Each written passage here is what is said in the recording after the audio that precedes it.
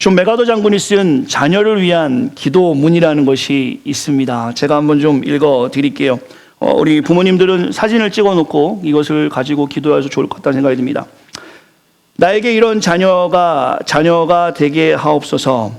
약할 때 자기를 분별할 수 있는 강한 힘과 무서울 때 자기를 잃지 않을 수 있는 대담성을 가지고 정직한 패배에 부끄러워하지 않고 태어나며 승리에 겸손하고 온유한 자녀를 나에게 주시옵소서. 생각하여야 할 때 고집하지 말게 하시고 주를 알고 자신을 아는 것이 지식의 기초임을 아는 자녀를 나에게 허락하소서. 바라옵건대 그를 시움과 안락의 길로 인도하지 마시고 고난과 도전에 대하여 항거할 줄 알도록 인도하여 주시옵소서. 그리하여 폭풍 속에서 용감히 참을 줄 알고 패자도 긍휼히 여길 줄 알도록 가르쳐 주시옵소서. 그 마음이 깨끗하고 그 목표가 높은 자녀, 남을 정복하려고 하기 전에 먼저 자기 자신을 생각하는 자녀, 장래를 바라보는 동시에 과거를 잊지 않는 자녀를 나에게 주시옵소서. 이것을 다 주신 다음에 이에 더하여 유머를 알게 하시며 인생을 엄숙히 살아간과 동시에 삶을 즐길 줄 알게 하시며 자기 자신을 너무 중대하게 여기지 말고 겸손한 마음을 가지게 하여 주옵소서. 그리하여 참으로 위대한 것은 소박하다는 점과 참된 지혜는 개방된 것이요 참된 힘은 온유한 사랑이라는 것을 명심하도록 하여 주시옵소서. 아멘. 울림이 있는 자녀에 대한 기도문입니다. 우리에게 허락하신 다음 세대들, 우리의 자녀를 향한 말씀을 사랑하는 성도들과 신년 2020년을 맞는 오늘 나누고 싶어요. 조금 전에 소개해드린 이 맥아더 장군의 기도문, 자녀를 위한 기도문과 같이 우리의 아이들이 정말 이렇게 자라기를 소망하는 마음으로 말씀 나누겠습니다. 오늘 말씀은 다소 부담스럽습니다.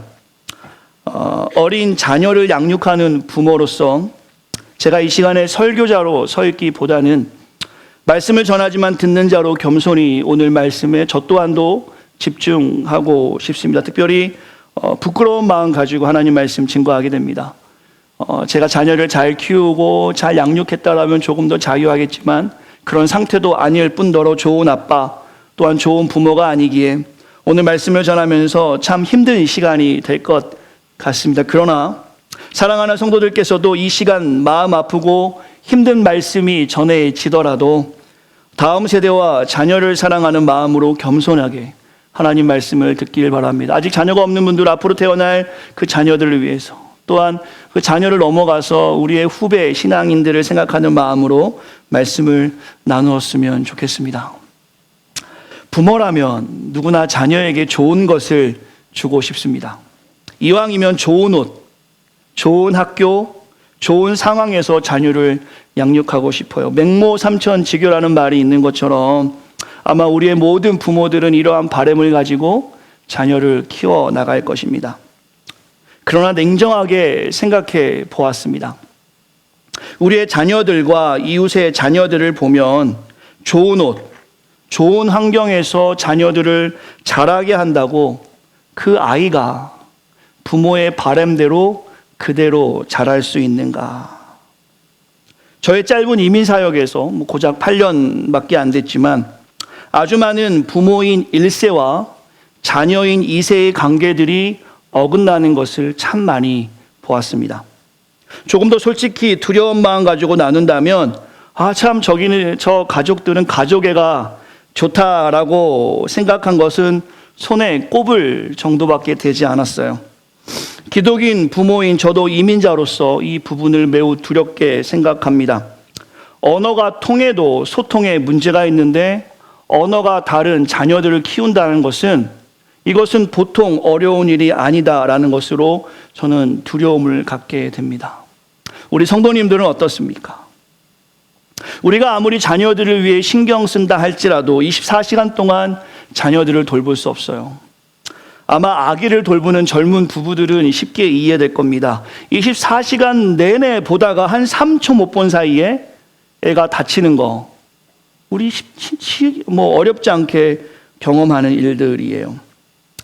저는 오늘 말씀을 통해서 하나님의 뜻을 사랑하는 성도들과 함께 나누려 합니다. 특별히 기독 부모로서 또한 신앙의 선배들로서 다음 세대 자녀들에게 어떤 것을 주어야 하는지, 신앙의 선배로서 다음 세대를 위해서 어떤 사명을 가지고 우리 교회가 2020년과 또한 우리에게 허락한 날을 준비해야 되는지, 오늘 말씀은 강해보다는 본문의 주제에 맞추어 말씀에 근거하여 하나님 말씀을 전하려 합니다. 먼저 말씀을 전하기 전에 오늘 말씀을 좀 기억하면 좋을 것 같습니다.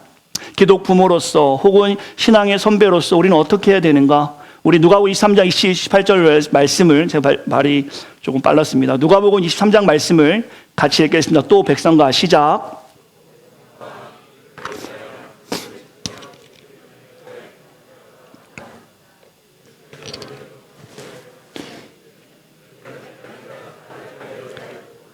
너희와 너희 자녀를 위하여 울라.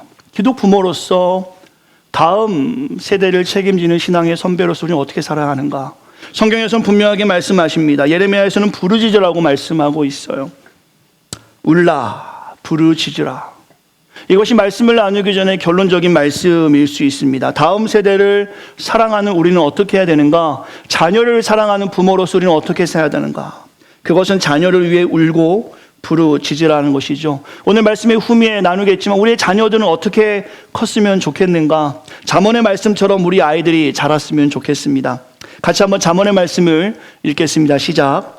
내 아들아, 내 아비의 명령을 지키며 내 어미의 법을 떠나지 말고 그것을 항상 내 마음에 새기며 내 목에 매라. 그것이 내가 다닐 때 너를 인도하며 내가 잘 때 너를 보호하며 내가 깰 때 너와 더불어 말하리니. 우리의 자녀들이 이렇게 자라기를 소망하는 마음으로 하나님 말씀 나눕니다. 간절히 자녀를 위해 기도하는 것, 기독 부모로서는 매우 중요한 일입니다. 좋은 나무 성품학교라는 책에 나온 그룹에서 혹은 나온 곳에 좋은 나무 성품학교라는 곳에서 책이 하나 나왔는데요. 세상에 나쁜 자녀는 없다. 나쁜 부모만 있을 뿐이다 라는 책이 있어요. 아주 소책자인데요. 이 책의 제목처럼 누가 나쁜 부모가 되고 싶겠습니까? 그런 부모는 없죠. 자녀의 요청에 외면하는 부모는 아무도 없습니다. 떡을 달라 하는데 돌을 주고 뱀을 주는 부모가 이 땅에 어디 있겠습니까? 그러나 방법이 온전치 못할 때 나타나는 결과가 온전치 못할 때 나쁜 부모라고 이야기하는 것이겠죠. 저는 오늘 새해를 맞이해서 결단의 마음으로 사랑하는 성도들과 우리의 자녀, 눈에 넣어도 아프지 않을 그 자녀들, 다음 세대를 위해서 간절한 마음으로 말씀을 나누려 합니다.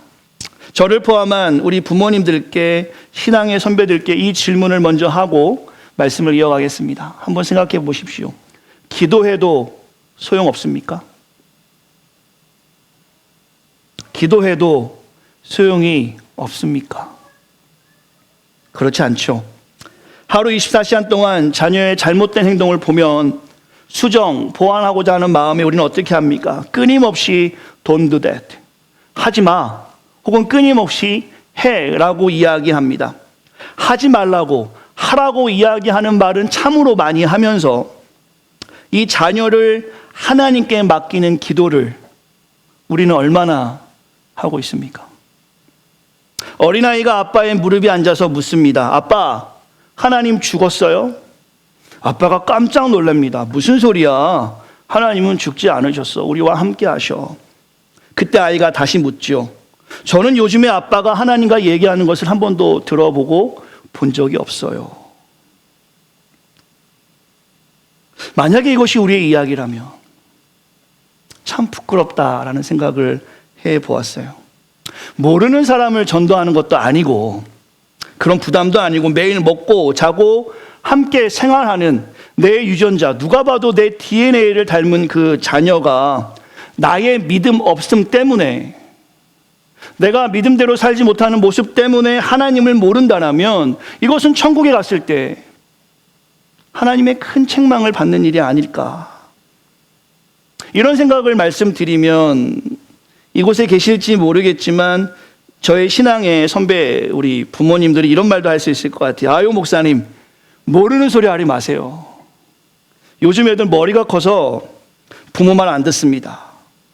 목사님은 아직 애들이 어려서 잘 이해 못 하실 거예요. 예, 맞습니다. 동의합니다. 요즘 애들이 어른 말 듣습니까? 어른을 존경할까요? 특별히 미국에서 자라다 보니까 독립적인 마음이 강해지면 강해질수록 그 마음을 행동으로 옮기는 아이들 수도 없이 보게 됩니다. Mom, Daddy, don't touch my life. This is my life. 엄마, 아빠, 내 삶에 간섭하지 마세요. 이건 내 인생이에요. 혹시 이런 말을 하는 자녀들 앞에서 여러분은 어떻게 그 자녀에게 하나님을 전하시겠습니까? 저는 그래서 오늘 말씀을 준비하며 강력하게 사랑하는 성도들에게 이런 말씀을 드리고 싶습니다. 우리가 아이들 take care 못합니다. 키울 수 없어요.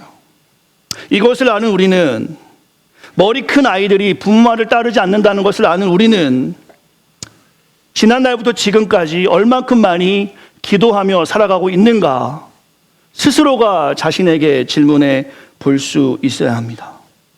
내가 할 수 없는 그 일, 부모지만 자녀의 신앙의 성장을 관여할 수 없는 그 일, 우리는 얼마나 많이 하나님께 매달리며 그 자녀를 위해서 기도하고 있습니까? 사업이 어렵고 학업이 어렵고 건강이 어려울 때만 우리는 기도하는 거 아닙니까? 우리의 시선을 내 자신에서 하나님으로 향해서 그 자녀를 하나님께 맡기는 우리의 행동에는 어떠한 모습을 가지고 있습니까? 사랑하는 성도들과 저에게 질문하고 싶어요. 언제 자녀를 위해 기도하고 있습니까? 기억하시기 바랍니다. 눈물로 키운 아이는 다른 길로 가지 않습니다. 제가 증인이에요. 제가 대단한 인생을 산 것은 아니지만 저의 유년 시절을 돌아보면 절대로 목사, 아니 성도로도 살아갈 수 없는 인생입니다. 그러나 저는 기억합니다. 매일 저를 위해서 기도하시던 어머니의 눈물이, 제가 딴짓을 하려고 할 때마다 그 눈물을 저는 기억했습니다. 그 눈물에 제가 오늘 이 자리에 있습니다. 그 눈물에 그래서 사람 구실하면서, 그래도 다른 사람에게 해 끼치지 않고 제가 가지고 있는 것을 나누려 하는 그 마음이 어머니의 눈물의 기도에서 생겼음을 신실하게 고백합니다. 사실 제가 이렇게 빗나가지 않고 큰 것만 하더라도 저희 친척들 안에서는 대단한 간증거리가 됩니다. 예수를 믿지 않았던 외삼촌, 외숙모, 친척들이 아우, 대경이가 저렇게 큰 것만으로도, 그 상황에서 저렇게 잘 자란 것만으로도 대단한 일을 하는 건 아니지만 저것이 하나님의 은혜 아니냐 하면서 저희 외숙모, 외삼촌 교회에 다니셔요. 제 자랑을 지금 이 시간에 하는 것이 아니라 이것이 사실입니다. 아주 가끔 자녀 키우는 방법에 대해서 성도들끼리 하는 이야기를 제가 듣습니다. 이럴 때는 이렇게 해야 돼. 이럴 때는 저렇게 해야 돼. 제가 한번 질문해 볼게요. 잘 몰라서 그래요. 정말 자녀 양육의 방법이 있습니까? 정말 자녀 양육의 해답이 있습니까? 어떻게 하면 우리 젊은 성도님들처럼 우리 자녀들 키울 수 있습니까? 정말 그렇게, 이렇게 하면 돼, 저렇게 하면 돼라는 생각대로 우리가 하면 자녀 키울 수 있습니까? 성경에서 이렇게 말씀하십니다. 사사기 13장에 보시면 삼손을 태어나게 하는, 그 삼손을 자녀로 갖는 부모의 기도 제목이 있어요. 같이 한번 읽어볼까요? 시작. 마노아가 여호와께 가로되 주여 구하옵나니 주의 보내셨던 하나님의 사람을 우리에게 다시 임하게 하사 그로 우리가 그 낳을 아이에게 어떻게 행할 것을 우리에게 가르치게 하소서. 성경에서는 이렇게 기도하는 부모의 모습을 보여줍니다. 그 낳을 아이에게 어떻게 행할 것을 우리에게 가르치게 하소서. 저는 이것이 정말 기독 부모라면 자녀를 위해 해야 하는 기도라 확신합니다. 오늘 말씀의 기준으로 한다면 이러한 기도 제목을 가지고 울고 벼로질 때 주님이 나에게 허락하신 이 자녀를 어떻게 가르쳐야 하는지 나에게 지혜를 주십시오. 말씀해 주십시오. 울며 부르짖는 기도만이 다음 세대를 사랑하는 나의 첫 번째 적용점이 되어야 할 것입니다. 제가 오늘 이 말씀을 전하는 설교자로서 아직 제 나이가 어리고 아직도 자녀들이 어리고 연륜이 낮아서 오늘 말씀이 이미 자녀를 다 키우신 혹은 키워가는 성도들에게 어떻게 들릴지 모르나 저의 연륜과 상황을 보지 마시고 마지막 경로로 부족한 종을 사용하시는 주님의 말씀에 귀를 기울여야 할 줄 믿습니다. 오늘 부모로서 우리가 자녀 위에 마음 다해 시간을 내어 시간을 확보하여 기도하지 않으면 그 눈에 넣어도 안 아플 자식이 언젠가 부모 가슴에 목 박는 날이 올 수도 있기 때문입니다. 하나님을 알지 못하면 못할수록 그 눈에 넣어도 안 아플 자녀의 모습 때문에 기독 부모의 가슴에 못이 박히는 것입니다. 절박한 마음으로 말씀 나눕니다. 누가복음의 말씀을 꼭 기억하시길 바랍니다. 또 백성과 및 그를 위하여 가슴을 치며 슬피 우는 여자의 큰 무리가 따라오는지라. 예수께서 돌이켜 그들 향하사 이르시되 예루살렘의 딸들아 나를 위하여 울지 말고 너희와 너희 자녀를 위하여 울라. 무슨 말씀입니까? 주님이 십자가를 지러 올라가십니다. 그 모습을 보고 사람들이 따라오며 울고 있지요. 주님께서는 그 우는 사람들에게 이렇게 말씀하십니다. 나를 위해 울지 말고 너희와 너희 자녀를 위해 울라. 이 말은 무엇입니까? 주님께서는 오히려 우리를 살리기 위해서 십자가를 지시는 것입니다. 이제 우리가 우려할 대상은 주님이 아니라 십자가에 어떤 고난을 당하시는 주님이 아니라 그 십자가의 사랑을 바라보지 못하는 문화 속에서 살아가는 우리와 우리 자녀를 위해서 울고 기도해야 합니다. 이것을 깨닫지 못할 때 십자가의 구원의 역사를 우리와 다음 세대, 우리 자녀들이 경험하지 못하게 될 때 꺼지지 않는 지옥불에 그들은 떨어지게 되는 것입니다. 세상은 세상의 방법을 보여주며 자녀를 잘 키울 수 있는 핑크빛 미래를 말합니다. 하지만 그 실상은 잿빛 현실의 결과를 만들기도 합니다. 하나님을 모르는 세상의 성공은 잠시 머무를 때에서 이 땅에서 우쭐대는 삶을 제공할 수는 있지만 하나님을 모르는 그 삶은 이 땅에서 아무리 성공할다 할지라도 심판을 면할 수 없고 그 심판의 결과는 천국이 아니라 구원이 아니라 영영 꺼지지 않는 지옥불임을 우리 부모 세대는 신앙의 선배들은 기억해야 합니다. 우리는 다음 세대, 우리의 자녀들을 위해서 울며 기도해야 할 이유가 분명함을 성경에서는 말씀하고 있습니다. 이 말씀을 기억하며 계속 말씀을 몇 가지 더 나누려 합니다. 다음 세대와 자녀를 사랑하는 선배된 또한 부모된 우리가 우리의 자녀들을 잃어버리지 않기 위해서 어떤 행동을 해야 하는가? 두 번째 적용점이 될 수 있을 것 같아요. 결단의 마음이 말씀이 되길 바라는데요. 우리는 세상에 살아가면서 많은 관계를 맺고 살아갑니다. 우리 성도들이 가장 지금 공을 들이는 관계가 있을까? 어떤 관계에 가장 신경을 쓰십니까? 아마 학업을 연구하시는 분은 교수님과의 관계에 공을 쓸 것입니다. 가정의 회복을 기도하시는 분은 남편과 아내의 관계에 신경을 쓸 것이고 결혼을 준비하시는 분들은 미래의 배우자에게 공을 들이겠죠. 어떤 관계든 그 관계에 신경을 쓴다는 것은 상대방의 기분과 상황에 나를 맞춘다라는 뜻일 겁니다. 때로는 오해가 생겼을 때 깊은 대화를 통해서 내 상황을 잘 전달하여 관계가 지속될 수 있도록 우리는 노력도 하게 되죠. 그 관계를 잘 유지하기 위해서 말입니다. 예를 들어 볼까요? 교수님과 학업에서 중요한 관계를 갖는 우리 성도님들 어떻습니까? 어떻게 하셔요? 교수님의 모든 지침에 잘 따르려 합니다. 다음 주 화요일에 미팅이야 라고 이야기하면 저 그 미팅 못 갑니다가 아니라 무슨 일이 있어도 그 화요일 미팅을 가기 위해서 삶을 희생하고 약속을 뒤로하고 좋아하는 영화도 안 보고 그 미팅에 가게 됩니다. 미팅만 가게 됩니까? 그 미팅에 필요한 연구자료, 논문 수집 또는 논문을 요약하여 발표 준비를 혹은 교회를 오지 않고도 그 일을 하는 사람들이 있습니다. 왜 그렇게 합니까? 그 미팅에서 그 교수님과 좋은 관계를 맺어야만이 논문 지도도 잘 받고 후에 추천을 받을 만한 상황에서 추천을 받을 수 있기 때문이죠. 자원봉사하는 마음으로 시간이 많아서 연구하고 미팅에 참여하는 분은 아무도 없어요. 생사가 걸렸죠. 안 그렇습니까? 너무나 당연한 말인가요? 저는 이 예화를 가지고 우리에게 적용하고 싶어요. 우리 모두가 기독이니까 하나님의 관계에 대해서 이야기해 보겠습니다. 특별히 하나님을 믿는 기독 부모로 여러분은 지금 하나님과 어떤 관계에 공을 들이고 있습니까? 무엇을 삶에서 희생하고 여러분을 하나님에게 어떻게 맞춰가고 있습니까? 사랑하는 성도들과 좀 기억하고 싶어요. 하나님은 어떻게 나를 보시는가? 그것은 바로 우리의 자녀들, 다음 세대의 눈을 통해서 나를 보십니다. 여러분, 이거 두렵지 않으세요? 아니면 기쁘세요? 하나님과 깊이 사귀는 부모의 모습을 통해, 하나님과 깊이 사귀는 신앙의 선배들의 모습을 통해, 하나님과 깊이 사귀는 교회의 모습을 통해 우리의 다음 세대들은 하나님의 뜻을 보게 됩니다. 성경의 근거를 본다면 요한 1서 1장을 잠시 나누고 싶습니다. 우리가 왜 하나님과 깊이 관계를 맺어야 하는가?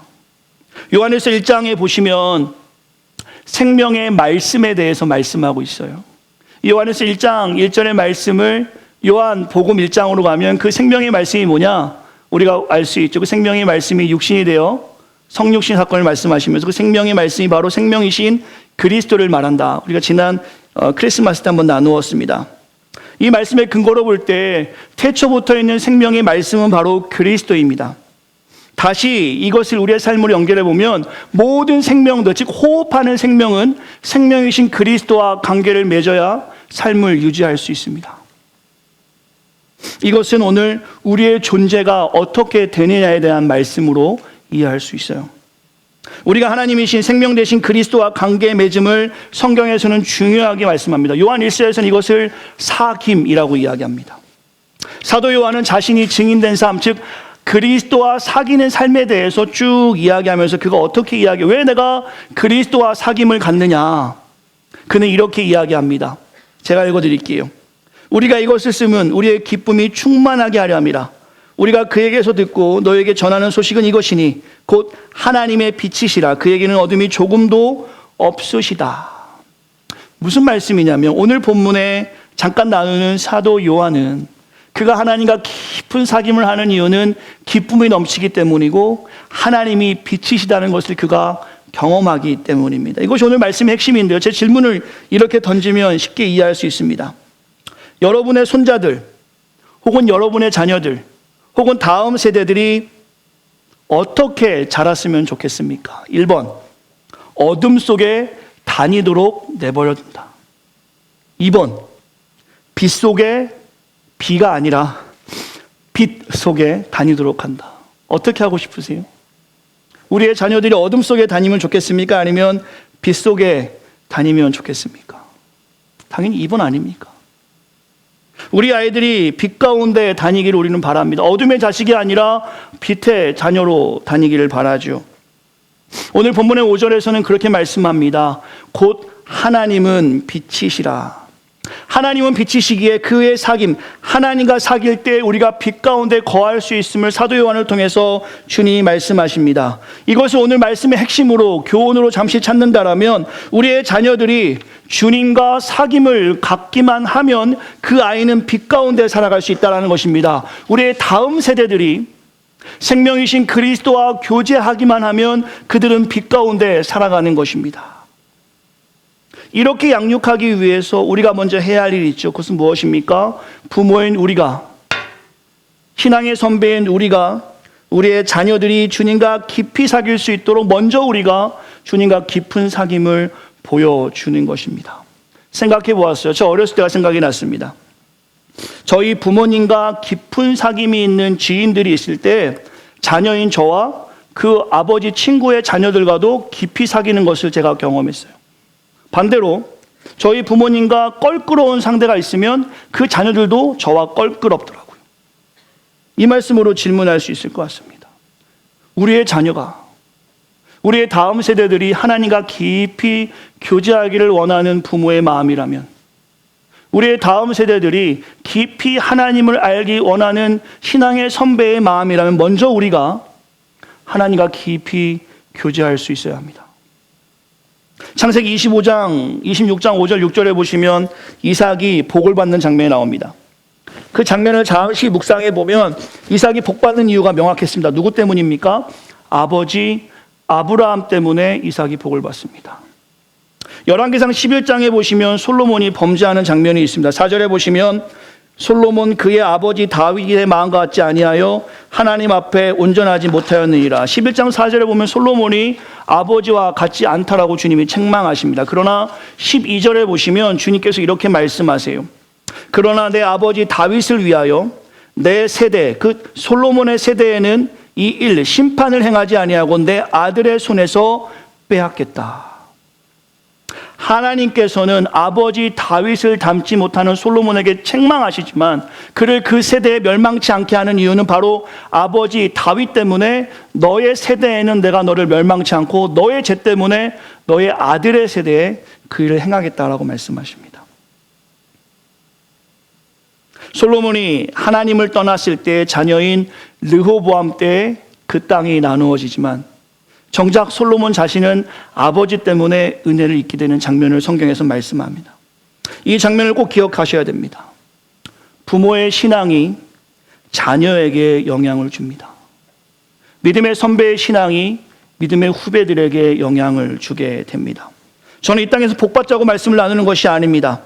오늘 우리가 우리의 모습에서 우리의 자녀들이 하나님을 볼 수 있음을 나누고 있습니다. 말씀의 결론을 이렇게 나눌 수 있을 것 같아요. 다 떠나서 2018년 바로 작년입니다. 한국의 상황을 이렇게 조사했습니다. 고등부가 없는 교회 48%, 중등부가 없는 교회 47%, 초등부가 없는 교회 47%, 유년부가 없는 교회 47%, 유치부가 없는 교회 57%, 더 놀라운 유아부가 없는 교회 97.4%, 영아부가 없는 교회 78.5%. 이것은 무엇을 의미할까요? 한국 교회에 내려진 사망 선고입니다. 특단의 조치 없이는 시간이 지나면 자연스럽게 역사의 무대 밖으로 교회는 점점 사라지게 되어 있습니다. 이런 표현까지 써서 아쉽지만 제가 너무 사랑하는 제 아들인 의빈이가, 우리 사랑하는 희찬이가, 또 사랑하는 지아가, 사랑하는 우리 세인이가 다니는 교회에 친구들이 없어지는 날이 오는 것입니다. 신앙의 동역자를 찾기 힘든 시대에 우리 다음 세대가 놓여졌다는 말입니다. 오늘 이렇게 베이비 샤워 멋있게 하는데 이 아이의 신앙을 함께 할 친구들을 우리는 점점 잃어가는 미래 세대를 예상하고 있습니다. 사실 지금 교회가 아무리 어렵다 해도 지난 시절 우리 신앙의 선배들이 금식하며 세웠기 때문에, 다윗처럼 교회를 세워갔기 때문에 30년 혹은 지난 50년 동안 부흥을 경험했어요. 부자가 망해도 3년을 먹고 사는 것처럼 지금 2020년 오늘은 매우 어렵고 힘든 신앙의 모습을 교회들은 가지고 가지만 이전에 해놓은 게 있기 때문에 겉으로는 아무 문제 없이 보입니다. 여전히 교회는 화려합니다.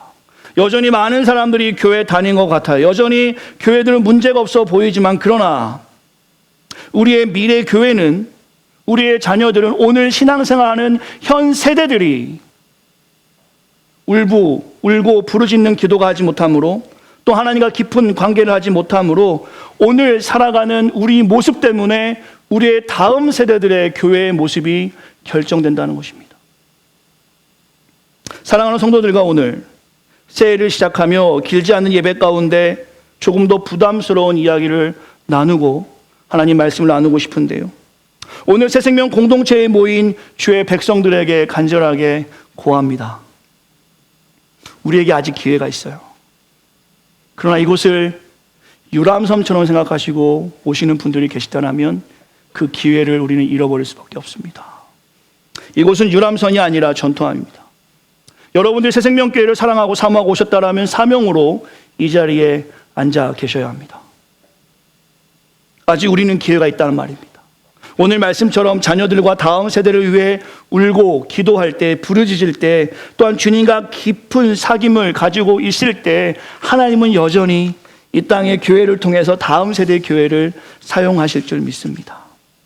이제 우리가 해야 할 일은 분명합니다. 첫 번째 절만 같이 읽겠습니다. 시작. 자녀, 후배 위에 울고 부르짖는 기도만이 우리의 자녀, 다음 세대에 살릴 수 있다. 이것은 제가 하는 이야기가 아닙니다. 여러분의 사랑하는 그 자녀들이 미래 세대에도 주님 오시는 그날까지 신앙 안에서 사명을 가지고 살아가길 원한다라면 오늘 우리는 눈물로 부르짖으며 기도해야 합니다. 우리 교회는 다음 세대에 대한 마음을 많이 가지고 있어요. 이제 교회가 조금씩 교회다워지는 모습을 경험하게 됩니다. 그러나 이전에 혹은 오늘도 잘하고 있지 못하지만 교육 사업에 우리 교회는 힘을 내는 교회가 되었으면 좋겠어요. 여러분이 교회를 위해 기도하고 물질을 드리는 그 귀한 것들을 우리 교회는 할 수만 있다면 다음 세대를 위해 사용하고 싶습니다. 단기 선교도 보내고 싶고요. 귀한 교육자를 모셔서 정말 우리 아이들을 정말 사랑으로 보살필 수 있는 그런 분들도 우리 교회에 있었으면 좋겠어요. 어린아이부터 유스기류까지 정말 양질의 교육을 받을 수 있도록 온 교회가 힘을 내는 교회가 되었으면 좋겠습니다. 저는 목회하며 교회 건물을 지을 생각을 한 번도 해본 적이 없습니다. 그러나 우리 아이들이 뛰어놀 공간이 필요하다면, 우리 유스그룹이 마음껏 뛰어놀 공간이 필요하다면, 우리 청년들이 힘써 기도할 공간들이 필요하다면, 또한 우리 아이들에게 마음껏 생활하고 성경적 가치관을 가르칠 수 있는 학교는 지을 수 없지만 데이케어 센터나 유치원을 우리가 할 수 있다면 우리 교회는 그런 일들을 좀 했으면 좋겠습니다. 엄마들이 아빠들이 자녀를 맡기고 마음껏 기도할 수 있는 공간이 필요하다면 그런 일을 우리 교회가 했으면 하는 생각을 합니다. 이 모든 것들 바로 다음 세대를 향한 우리의 비전이 되어야 합니다. 캠퍼스 교회는 어떻습니까? 지난 9월이네요. 불과 4개월 전입니다. 광야 같은 곳에 복음을 전하려고 캠퍼스 교회를 시작했습니다. 오늘 개강하지요. 지난 한 달간의 방학이 누구를 위한 방학이었는지 모를 정도로 참 시간이 빨리 지나갔습니다. 벌써 개강이네. 제 속마음을 들켰습니다. 이거 기도해 주셔야 합니다. 여러분이 관심 갖고 정말 청년 찾아보기 어려운 시절에 한국의 선교단체의 보고에 의하면 3%의 청년들밖에 없다라는 그 청년 비율을 올리는 일에 우리가 하는 선교 사역입니다. 캠퍼스는 선교입니다. 세계에서 가장 큰 교회가 질비하고 여전히 교회가 많은데 청년들이 3% 이내로 줄고 있다는 것은 미 전도 종족에 해당되는 비율입니다. 만약에 계속해서 이러한 청년들을 잃어버린다면 주님의 책망은 이루 말할 수가 없겠죠. 오늘 우리의 사명으로 이것을 감당하는 것입니다. 캠퍼스 선교 사역에 새생명교회 온 성도는 참여할 의무와 책임이 있습니다. 만약에 여러분들이 못하겠다 한다면 못하겠다. 현 세대만 목사님 신경 쓰십시오. 목사님 우리 현 세대만 관심 가져주십시오 하면 돌아오는 주에 교인총회 있습니다. 그때 안건을 제시하시고 3분의 1을 받으세요. 새생명교회는 현 세대만 책임지는 교회지 다음 세대는 지금 우리가 죽게 생겼는데 목사님 우리에게만 관심 가져주세요 하면 여러분이 그렇게 교회를 만들어 가십시오. 그러나 오늘 말씀을 기억하시고 그래 맞다. 다음 세대는 우리에게 맡겨진 사명이다. 다음 세대는 하나님도 포기하지 않으셨으니 우리도 포기하지 말아야 한다는 사명을 가지고 계신다라면 다음 세대와 캠퍼스 사역에 우리 성도들은 관심 가져주시고 기도해 주셔야 합니다. 이것이 다음 세대를 사랑하는 우리 교회의 자세가 되어야 합니다. 기억하시기 바라세요. 다음 세대 자녀 위에 기도하지 않고 옆 사람 바라보시면서 잠이 와? 빨리 하세요. 잠이 오십니까? 지금 내가 사랑하는 내 자녀가 신앙의 동역자가 없어지는 시대에 살아가는데 잠이 오십니까? 내 아이만 열심히 교회 다니면 다 해결됩니까? 그렇지 않아요. 두 번째입니다. 부모, 신앙의 선배가 주님과 깊은 사귐에서 성경적 가치관에 합당한 행동을 하셔야 합니다. 2020년 3주가 지나갔습니다. 앞으로 49번 지나면 2020년 마감합니다. 지금 어떻게 살아가고 있습니까? 성경은 얼마나 보시며 기도는 얼마나 하고 계십니까? 어떻게 복음에 합당한 삶을 살아가고 있습니까? 주님을 닮은 낮아짐, 섬김, 용서, 이해, 사랑을 어떻게 여러분의 현장에서 실천하고 있습니까? 누군가가 복음이 뭐야? 하나님이 무엇을 하셨는데? 라고 질문하면 여러분은 어떻게 답할 수 있습니까? 빛이신 주님과 깊은 교제를 해야만이 우리 안에서 그 빛이 드러나는 것입니다. 따라해 주시겠습니까? 빛이 내 안에 있으면 빛나게 된다. 주님과의 깊은 사귐에서 우리 이렇게 살아갈 수 있습니다. 마지막입니다. 구체적으로 우리 교회는 다음 세대에 대한 사역 계획을 만들어야 할 것입니다. 청년 장학금도 저는 만들었으면 좋겠어요. 우리 아이들 공부하는데 책이라도 사볼 수 있는 교회, 또한 유스그룹, 좀 전에 말했지만 단기 선교도 지원하고, 또 유초등부 아이들 중에 기독교 학교를 가고 싶다 하면 교회에서 장학금 주어서 보낼 수 있는 교회가 되었으면 좋겠습니다. 또한 가장 간단하게 할 수 있는 일인데 여러분에게 부탁드리고 싶어요. 교회 오시면 자녀들 이름 불러주기. 하루에 3명은 불러서 칭찬해 주셔야 합니다.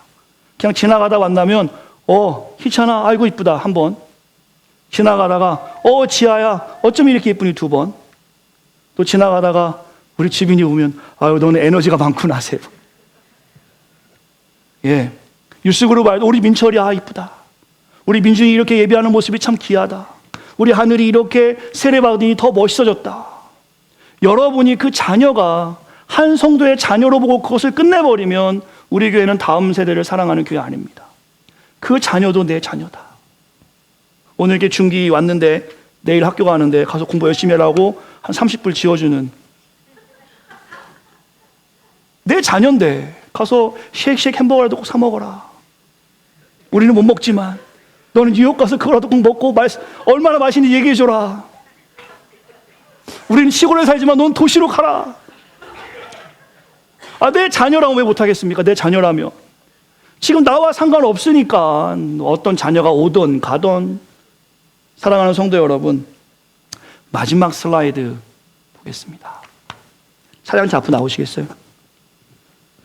하나님은 어떻게 나를 보시는가? 저렇게 자녀가 돋보기를 켜고 우리를 통해서 하나님을 봅니다.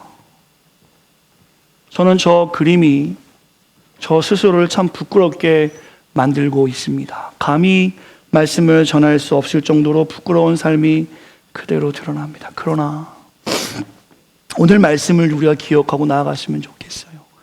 내 자녀가 내 자녀의 눈으로 하나님이 나를 보시는구나. 이제 어떻게 사셔야겠습니까? 힘들어도 성경 피셔야죠. 힘들어도 자녀 위해서 기도하셔야죠. 적어도 일주일에 한 번은 새벽에 나오셔서 아이들도 일찍 깨워서 학교 보내는데 그 아이의 한 주를 하나님께 의탁하는 기도해야 되지 않겠습니까? 그 아이의 눈이, 그 눈을 통해서 하나님 나를 보신다는데 어떻게 잠이 오고 어떻게 화가 나고 어떻게 부정직하게 살아갈 수 있겠습니까? 어떻게 정의롭지 못하게 살아갈 수 있겠습니까? 어떻게 정결하지 못하게 살아갈 수 있겠습니까? 돋보기를 가지고 그 아이가 나를 보고 있는데 말입니다. 저도 그것을 잘 못하고 사랑하는 성도들도 그렇게 잘 못하는 부분이 있다면 이 시간에 기도합시다. 제가 우리 찬양팀에게 찬양을 하나 부탁드렸어요. 이 땅에 동가서 남가부 가득한 죄악 용서하소서. 오늘 우리에게 회개의 마음이 있어야 합니다. 내 자녀에게 예수 그리스도를 증거하지 못했던 우리의 모습을 바라보면서 우리가 회개하는 마음으로 나가야 돼요. 우리의 후배들, 신앙의 후배들에게 요즘 그 대학생들 물어보면 왜 교회를 떠납니까 했을 때 여러 가지 있겠지만 존경할 만한 신앙의 선배를 찾지 못했습니다 라고 이야기합니다. 저 대학 다닐 때, 저 중고등학교 때 저 선생님처럼 해야지, 저렇게 대학 가면 선교활동 해야지, 저는 그게 있었어요. 지금 물어보세요. 여러분 한국 혹시 방문하시거나 혹은 우리 자녀들에게 너 혹시 너의 신앙에 도움될 만한 선배가 있어? 우리 아이들은 무슨 얘기하냐 할 겁니다. 우리 교회는 이번에 우리 청년들을 세우면서 그 교육을 하겠습니다. 릴레이, 바톤을 잘 넘겨줘야 합니다. 떨어뜨리지 마시고 선배에게 받은 바톤, 신앙의 선배들에게 받은 그 바톤을 잘 간직하고 있다가 우리의 자녀들에게, 우리의 후배들에게 잘 전해줘야 돼. 그런 훈련이 필요합니다. 전해지는 훈련이 뭡니까? 주님 닮아가는 것일 것입니다. 같이 찬양하시면서 정말 성령의 새바람 우리 가운데 임하여서 다시 살려서 하나님의 영광 거하는 그런 교회 되게 하소서. 그런 나라 되게 하소서. 조국을 향한 간절한 마음을 가지고, 이 땅을 향한 간절한 마음을 가지고, 여러분의 가정을 향한 마음을 가지고, 사랑하는 우리의 다음 세대와 자녀들 향한 마음 가지고 이 시간 마음을 다해서 1절만 찬양합시다.